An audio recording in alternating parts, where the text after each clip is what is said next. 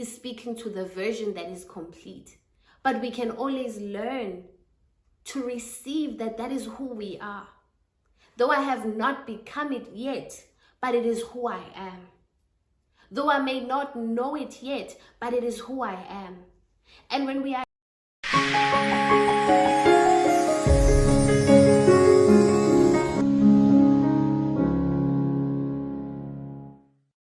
So we talked about staying consistent. We talked about running your own race at your own pace. And I got reminded this morning that maybe it's not about being consistent alone. Maybe it's not that I don't know these things or I've never heard of these things. Maybe it's not that. Maybe the issue is I'm trying to discover myself again. Maybe I lost myself in the process of growing up and adulting. Maybe my life is not what I thought it would turn out to be. And in that place, I got reminded of this scripture in the Bible where Gideon is, God sends an angel to Gideon, right? And then when he sends this angel goes to Gideon and says, "Great man of valor." And Gideon answers him and says, "Hold up, what do you mean? Well, who are you talking to? You're not talking to me." And Gideon answers this man and says, according to scripture, I'm from the least of the least tribe. And I'm the least of the least people in that tribe. So immediately Gideon does not connect with how this man is calling him. Immediately his present experience of life is telling him that you are not what this man says you are. When God speaks to us, he doesn't speak to us according to our present life experience. He speaks to us according to the present truth of who he says we are. What does that look like? That means that when God made us in the heavens and said, go down to the earth, he made us full with everything we need inside of us. He made us whole and complete. In heaven, your existence, you're already a solution.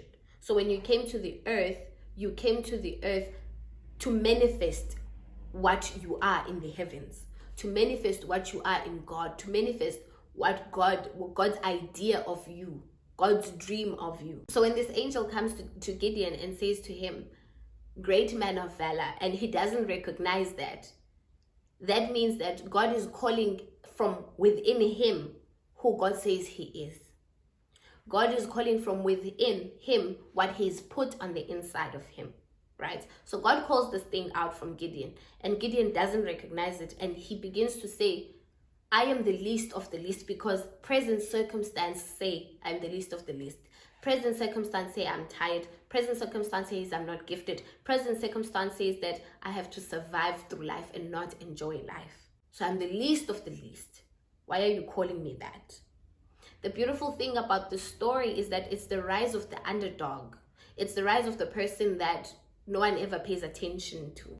The story unfolds and a lot of events happen in the story, right? But at the end of the story, Gideon receives victory where they win the war. They win the fights that they were in. So in the process, Gideon was becoming a man of valor. What am I saying? I'm saying that from time to time, God will speak to who we are. Not our present life experience, but who we are. Not our circumstance or our situation, but who we are.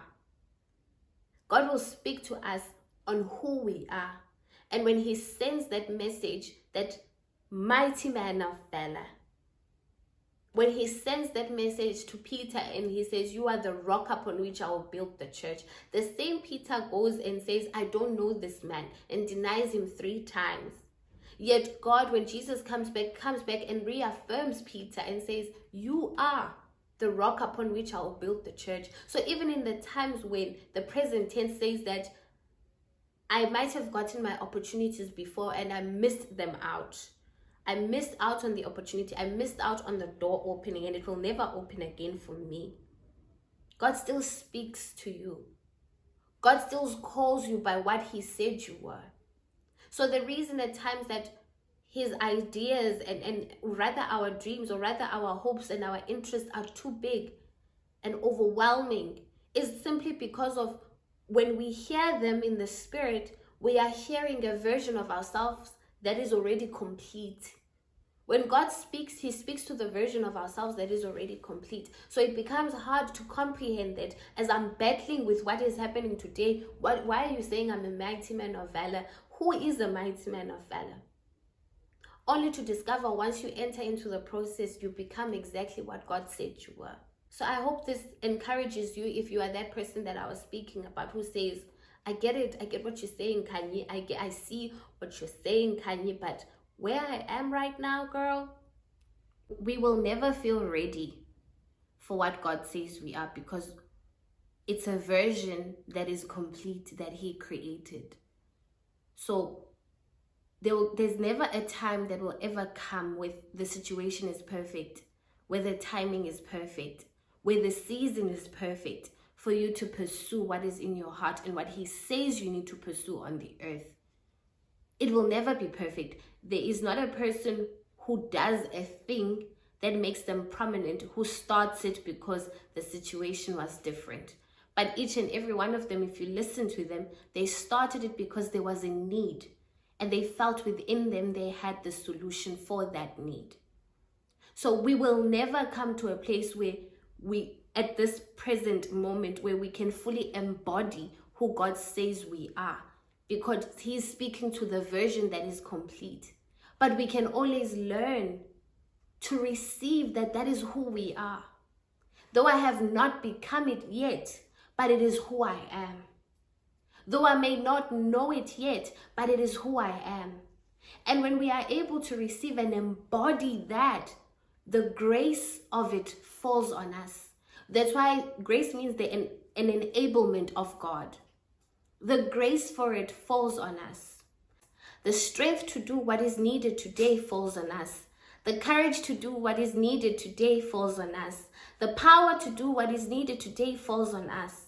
And then favor meets that place. Favor meets that place. Because we were faithful with the little. We were faithful with the start of something that we didn't even understand what it was, that we couldn't even comprehend what it was. We were faithful to who God said we were, though we did not know what that meant or what that looked like. So if you are in that situation where you are like, girl, I hear you, I want to remind you of that. I want to remind you that the reason it's big is because it's the complete version of you. The reason it's big is because it's the processed version of you. Hello, Sissy. It's complete because it's the full version of us. It's complete because it's the complete version of who God says we are. That's why it becomes big. That's why it becomes no. That's why it becomes big. That's why it feels unbearable. That's why it feels like it's too far-fetched. It's because that version is complete. That's the complete version. That's the processed version. That's the version that's in us that we need to uncover the layers for. That's the version of us that we live every day to uncover the layers for. That's the version that at the end, when we look at it, we're like, it made sense.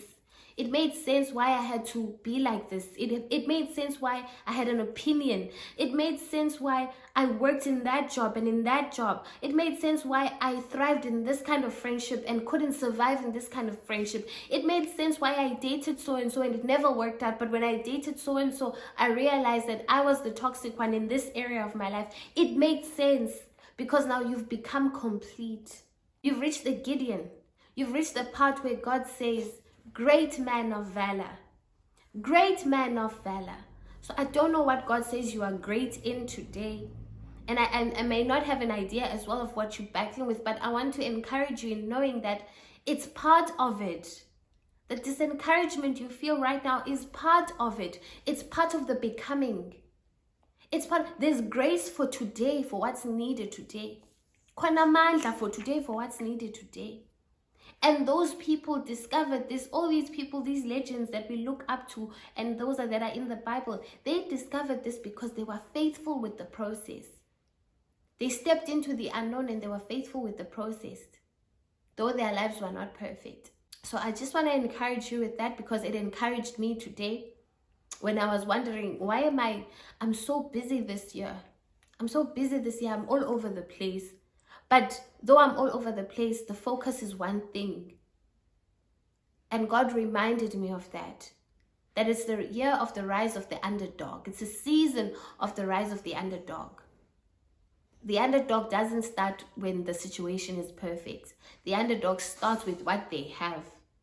And they figure it out as they go along. They trust God with every step as they go along. They trust the journey. They trust the vision. They trust it. They fully give into the process. And then they rise. So be blessed, beloved. Hope you like this. Hope you comment and subscribe. Thank you for subscribing. Mwah.